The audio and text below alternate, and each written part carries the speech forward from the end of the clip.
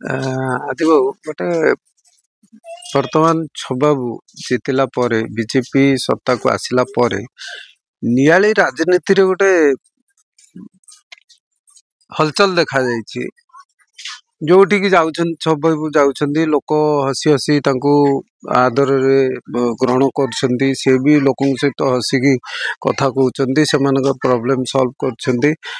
ତ କଣ ରାଜନୀତିରେ ପରିବର୍ତ୍ତନ ହେଲା? ଯୋଉମାନେ ବିରୋଧୀ ଦଳରେ ଅଛନ୍ତି ଆଉ ବିଜେପି ନୂଆ ଆସିଲା ପରେ କଣ ସ୍ଥିତି ରହିଛି ନିଆଳିର? ଶୁଣନ୍ତୁ, ଆପଣ ମତେ ଯୋଉ କ୍ୱେଶ୍ଚିନ୍ ଟି କଲେ, ଜଣେ ରାଜନୀତିକ ସମୀକ୍ଷକ ଭାବରେ ସତେ ଯେମିତି ମତେ ଉତ୍ତର ଦେବାକୁ ପଡିବ। କାରଣ ମୁଁ ଯଦିଓ ଏଇ କିଛି ଦିନ ହବ ରାଜନୀତିକ କ୍ରିୟାକଳାପରେ ମୋର ଏତେ ସମ୍ପୃକ୍ତି ନାହିଁ, ତଥାପି ମୁଁ ଜଣେ ରାଜନୈତିକ ବ୍ୟକ୍ତି ଏବଂ ଦୀର୍ଘ ଦିନ ହବ ରାଜନୈତିକ ବ୍ୟବସ୍ଥା ସହ ମୋର ସମ୍ପର୍କ ଅଛି। ମୁଁ ବିଜେଡି ଛାଡ଼ି ବିଜେପି ବିଶେଷ କରି ଛବି ବାବୁଙ୍କୁ ସମର୍ଥନ କରିବା ପରେ ଅନେକ ମତ ମନ୍ତବ୍ୟ କଟାକ୍ଷ ଏସବୁ ଚାଲିଛି, ବର୍ତ୍ତମାନ ପର୍ଯ୍ୟନ୍ତ ଚାଲି ଆସିଛି। ସମୟ କହିବ ମୋ ପଦକ୍ଷେପ କଣ ପାଇଁ ଥିଲା। ଅନେକ କଥା ଶୁଣିବାକୁ ମିଳୁଛି, ମୁଁ ସେଇଥିରେ ମୋର କିଛି ମନ୍ତବ୍ୟ ଦେବାର ନାହିଁ। ତ ମୁଁ ଯେତିକି ଲକ୍ଷ୍ୟ କରୁଛି, ମୁଁ ସବୁବେଳେ ବିଜୁ ଜନତା ଦଳରେ ଥିଲାବେଳେ, ବର୍ତ୍ତମାନ ଭାରତୀୟ ଜନତା ପାର୍ଟିରେ ଥିଲାବେଳେ ମତେ ସବୁବେଳେ ସେଇ ରାଜନୀତିକ ଗଣ୍ଡି ଭିତରେ ଗୋଟାଏ ନିରପେକ୍ଷ ମନଟିଏ ନେଇ କାମ କରିବା ପାଇଁ କି ଭଲ ଲାଗେ। ମୁଁ ଯେତିକି ଲକ୍ଷ୍ୟ କରୁଛି, ବର୍ତ୍ତମାନର ବିଧାୟକ ଶ୍ରୀଯୁକ୍ତ ଛବି ମଲ୍ଲିକ ଜଣେ ଅତ୍ୟନ୍ତ ଯୋଗ୍ୟ ପ୍ରତିନିଧି। ମୁଁ ତାଙ୍କ ସହ ସାମିଲ ହେଇଛି ବୋଲି କହୁନି, ମୁଁ ତାଙ୍କୁ ଯେତିକି ତାଙ୍କର କାର୍ଯ୍ୟଶୈଳୀ ପରଖୁଛି, ନିହାତି ତାଙ୍କର ପ୍ରତିନିଧିତ୍ୱ ନିଆଳି ପାଇଁ କି ଦରକାର ଅଛି ଏବଂ ଉପଯୋଗୀ ମଧ୍ୟ। ଆଉ କଣ କହିବେ? ଯୋଉ ଗୋଟେ କାମ ହଉନି ଅଞ୍ଚଳରେ, କାମ ହଉନି ବୋଲି ଯୋଉ ଗୋଟେ ପ୍ରତିବାଦ ବି କରାଯାଇଥିଲା, ତା ନେଇକି ଅହରାତ୍ର ପ୍ରତିବାଦରେ ବି ବସିଥିଲେ। ଯୋଉ ନମିନି ସରପଞ୍ଚ ବସିଥିଲେ କି ଚାପ ହଉଛି ଆଉ ସରକାରୀ ଅଧିକାରୀ ଚାପରେ କାମ କରୁଛନ୍ତି, କିଛି କରି ଦଉନାହାନ୍ତି, ଆପଣଙ୍କ ଯୋଉ ସବୁ ରହିଛି ସରକାରୀ ଅନୁଦାନ କାମ ହେଇପାରୁନାହିଁ। ଇଏ ଯୋଉ ଗୋଟେ ଆରମ୍ଭ ହେଇଥିଲା ଗୋଟେ ମାନେ ଦିବାରାତ୍ର ଅନଶନରେ ବସିଥିଲେ, କଣ ଜିନିଷ ସେ? ରାଜନୀତିକ ବ୍ୟକ୍ତି ମାନେ ରାଜନୈତିକ କ୍ରିୟାକଳାପ ଜାରି ରଖିବା ଉଚିତ। ବିଜୁ ଜନତା ଦଳର ଭାଇମାନେ କଣ କରିବେ? କିଛିଟା ତାଙ୍କର ରାଜନୀତିକ ଆକ୍ଟିଭିଟିଜ ତ ରଖିବେ। ତେଣୁ ସେ ତାଙ୍କ ଦୃଷ୍ଟିରୁ ରଖିଛନ୍ତି, ବିରୋଧୀ ପକ୍ଷ ଦୃଷ୍ଟିରୁ ରଖିଛନ୍ତି।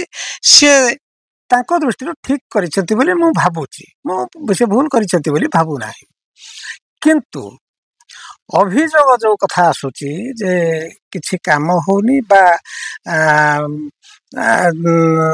ଭିନ୍ନ ମତ ନଉଥିବା, ଭିନ୍ନ ପକ୍ଷରେ ଥିବା, ଗୋଷ୍ଠୀରେ ଥିବା ପ୍ରତିନିଧିମାନଙ୍କୁ କାମ କରେଇ ଦିଆଯାଉନାହିଁ ବୋଲି ଯୋଉ ଅଭିଯୋଗ, ସେ ଅଭିଯୋଗ ସହ ମୁଁ ଏକମତ ନୁହେଁ। ଚାପ କଥାଟା କଣ କହିବେ? ଚାପ ମୁଁ କହିଲି, ମୋ ମତଟା ହଉଛି ସମ୍ପୂର୍ଣ୍ଣ ବ୍ୟକ୍ତିଗତ। ମୋର ଯାହା ଅନୁଭବ, ବର୍ତ୍ତମାନର ବିଧାୟକ ମାନ୍ୟବର ଛବି ମଲ୍ଲିକ ଜମା ଚାପରେ ସେ ବିଶ୍ୱାସ କରନ୍ତି ନାହିଁ। ମୁଁ ବିଜୁ ଜନତା ଦଳରେ ଥିଲି।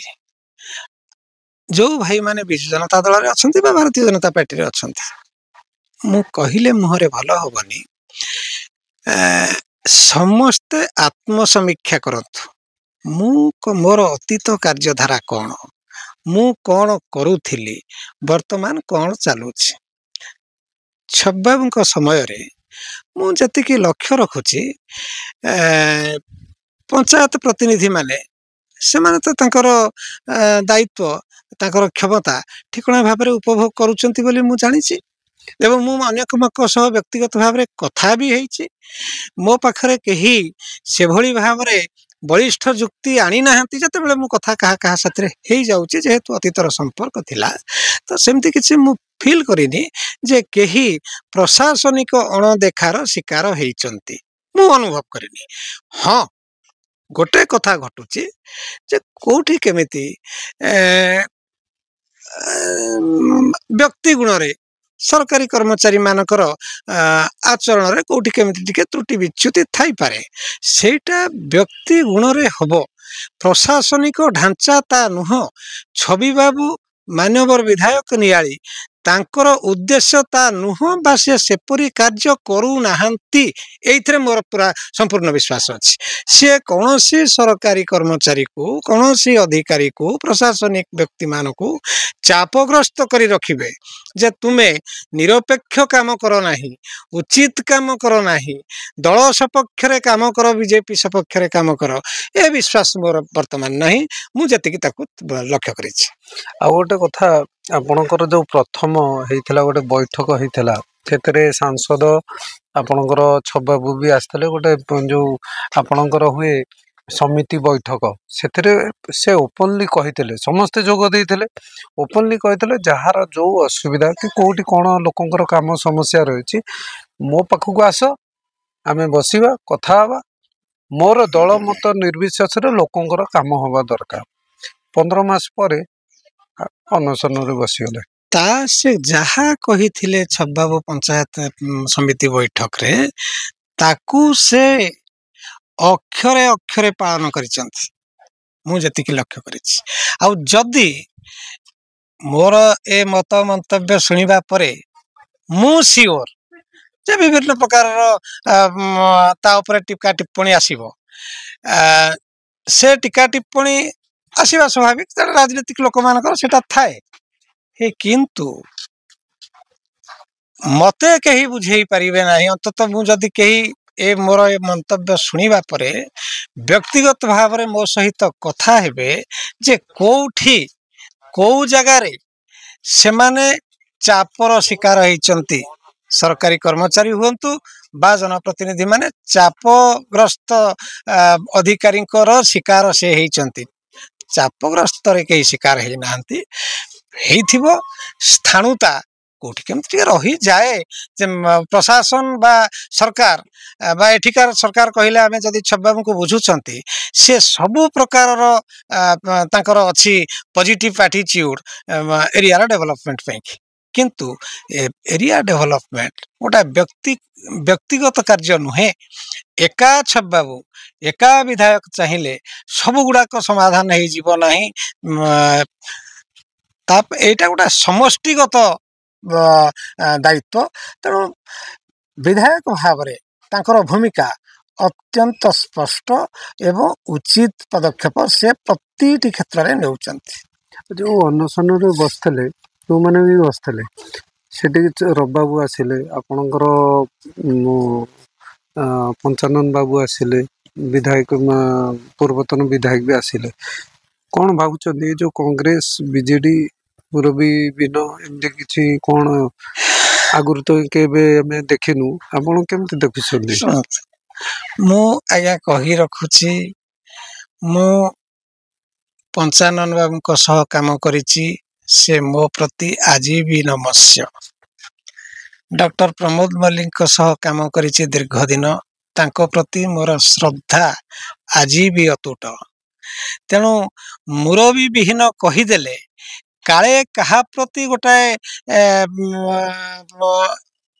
ଅଙ୍ଗୁଳି ନିର୍ଦ୍ଦେଶ ପଳେଇବ, ମୁଁ ସେମିତି ଚାହେଁନି। ମୁଁ ତାଙ୍କ ସହ କାମ କରିଛି ଏବଂ ଖୁବ୍ ସହୃଦୟତାର ସହ କାମ କରିଛି। ଉଭୟଙ୍କ ଠାରୁ ମୁଁ ଖୁବ୍ ଶ୍ରଦ୍ଧା ପାଇଛି। କିନ୍ତୁ ମୁଁ ଗୋଟିଏ ପଦକରେ କହୁଛି ଯେ ଛବାବୁ ଜଣେ ଯୋଗ୍ୟ ପ୍ରତିନିଧି। ତାଙ୍କ ସମୟରେ, ତାଙ୍କ କାର୍ଯ୍ୟଧାରାରେ ନିରପେକ୍ଷତା ଏବଂ ପ୍ରତିଟି ଲୋକ, ପ୍ରତିଟି ଜନପ୍ରତିନିଧି ତାଙ୍କର ସମ୍ମାନ ପାଆନ୍ତୁ, ଏଇଥିରେ ସେ ସାମାନ୍ୟ ହେଳା କରିନାହାନ୍ତି। ମୁଁ ଯେତିକି ଜାଣିଛି, ମୋ ଅଣନଜରରେ ଯଦି କିଏ କଣ, ମୁଁ କଣ ସର୍ବଜ୍ଞ ନା ସବୁ ଗୁଡାକ ମୁଁ ଜାଣି ପକେଇଛି, ମୁଁ ଯେତିକି ଫିଲ୍ କରିଛି ତାଙ୍କ ପାଖରେ ସେଭଳି କୌଣସି ଗୁଣ ମୁଁ ଅନୁଭବ କରିନି।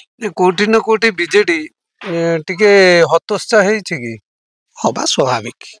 ହତୋତ୍ସାହିତ ହେବା ସ୍ୱାଭାବିକ। ସାରା ରାଜ୍ୟରେ ଆମେ ବିଜେଡ଼ିର ଅବସ୍ଥା ଦେଖୁଛନ୍ତି। ବିଶେଷ କରି ଶୀର୍ଷ ସ୍ତରରେ ବିଜେଡ଼ିର ଯାହା ଚାଲିଛି ଘଟଣାକ୍ରମ, ସେଥିରେ ଯେ କେହି ବିଜେଡ଼ି କର୍ମୀ ରାଜନୈତିକ କର୍ମୀ ହତୋତ୍ସାହିତ ହେବା ସ୍ୱାଭାବିକ। ତେଣୁ ସେ କଥାଟାର ମଧ୍ୟ ପ୍ରତିଫଳନ ନିଆଳିରେ ଅଛି। ଜନସମର୍ଥନ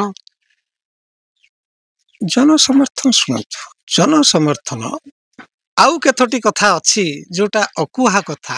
ଜନସମର୍ଥନ ନିଆଳିରେ ବିଜେପି ପ୍ରତି ଓ ବିଶେଷ କରି ଛବି ବାବୁଙ୍କ ପ୍ରତି ବହୁତ ଭଲ ଅଛି ଏବଂ ଆଉ ବହୁତ ଭଲ ହେଇପାରନ୍ତା। ସେ କଥାଟା କୋଉଠି କେମିତି ଟିକେ ପ୍ରତିବନ୍ଧକ ଆସୁଛି, ସେ ପ୍ରତିବନ୍ଧକ କଥାଟାକୁ ମୁଁ ସ୍ପଷ୍ଟ କରିବିନି ମିଡ଼ିଆରେ। ତେଣୁ ଜନସମର୍ଥନ ଛବିବାବୁଙ୍କର ବ୍ୟକ୍ତିଗତ ଭାବରେ ଛବିବାବୁଙ୍କ ପ୍ରତି ମୁଁ କହିବି ଖୁବ୍ ଭଲ ଜନସମର୍ଥନ ଅଛି।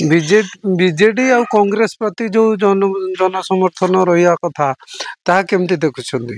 ଶୁଣନ୍ତୁ, ବିଜେଡି କଂଗ୍ରେସ ପ୍ରତି ଜନସମର୍ଥନ ଯୋଉ ରହିବା କଥା, ସେଇଥିରେ ମୁଁ କଥାଟା କହିଲେ ସେଟା ଗୋଟେ ରାଜନୈତିକ ବିଶ୍ଳେଷଣ ଭଳି ହୋଇଯିବ। ଜନସମର୍ଥନ ମୋ ମତରେ ଯୋଉ ଟିକେ ଟିକେ କିଛି ଜନସମର୍ଥନ ରହିଯାଇଛି ବିଜେଡି ବା କଂଗ୍ରେସ ସପକ୍ଷରେ, ସେଥିପାଇଁ ନିଆଳିର ବିଜେପି ସଂଗଠକ ମାନେ ଦାୟୀ ମୋ ମତରେ। ମାନେ ଆପଣ କହିବାକୁ ଚାହୁଁଛନ୍ତି ସେଟା ସମ୍ପୂର୍ଣ୍ଣ ଲୋପ ପାଇଯିବା କଥା ନିଆଳିରେ, କିନ୍ତୁ ସେ ଲୋପ ଯୋଉ ପାଉନାହିଁ, ସେ ଲୋପ ନ ପାଇବା ପାଇଁ ମୁଁ ଅନୁରୋଧ କରିବି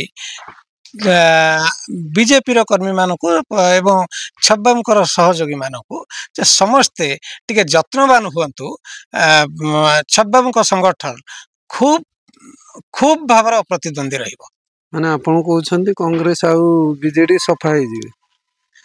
ସଫା ଜମା ହେବେନି। ଯଦି ସବୁ ଯାକ ନେତା ଯାହାକୁ ଆପଣ ଦେଖୁଛନ୍ତି କଂଗ୍ରେସ ଏବଂ ବିଜେଡିରେ, ଯଦି ସମସ୍ତେ ଛବିବାବୁଙ୍କ ସହ ମିଶି ଯାଆନ୍ତି, ସେ ଦଳ ମଧ୍ୟ ସଫା ହବନି। କାରଣ ସଫା ଗାଡ଼ିଆରୁ ଆପଣ ସମ୍ପୂର୍ଣ୍ଣ ପାଣି ସଫା କରିଦେଇକରି ଶୁଖେଇ ଦେବେ, ତାପରେ ଗୋଟେ ବର୍ଷା ଆସିଲେ ସେଥିରେ ମାଛ ରହିବେ। ତେଣୁ ସଫା ନିର୍ମୂଳ ସେ ଭାଷାଟା ଅଲଗା କଥା, କିନ୍ତୁ ଯଥେଷ୍ଟ ଭାବରେ କ୍ଷତିଗ୍ରସ୍ତ ହୁଅନ୍ତେ ଯଦି ଭାରତୀୟ ଜନତା ପାର୍ଟି ନିଆଳି ଟିକେ ସତର୍କତାର ସହ, ସହୃଦୟତାର ସହ ଏବଂ ବିଚାରବନ୍ତ ହେଇକରି କାମ କରନ୍ତା। ମାନେ ଆପଣ କହିବା କଥା ଯୋଉ ଇଲେକ୍ସନଟା ଆସୁଛି ସେ ସମୟ କଥା ଆପଣ ଆଗକୁ ଚିନ୍ତା କରିକି କହୁଛନ୍ତି କଥା। ହଁ, ମୋ କଥାକୁ ଆପଣ ବୁଲେଇ ବଙ୍କେଇ ପଚାରୁଛନ୍ତି, ତାର କ'ଣ କୁଆଡ଼େ ଉତ୍ତର ପଳେଇବ। ମୁଁ କିନ୍ତୁ ଗୋଟିଏ କଥା କହୁଛି, ଛବିବାବୁ ଜଣେ ଯୋଗ୍ୟ ପ୍ରତିନିଧି। ତାଙ୍କୁ ଆବଶ୍ୟକ ଅଛି ନିଆଳିର ଜନସାଧାରଣ ଦଳ ମତ ନିର୍ବିଶେଷରେ ତାଙ୍କୁ ସହଯୋଗ କରିବା ଚାହିଁ ନିଆଳିର ପ୍ରଗତି ପାଇଁ।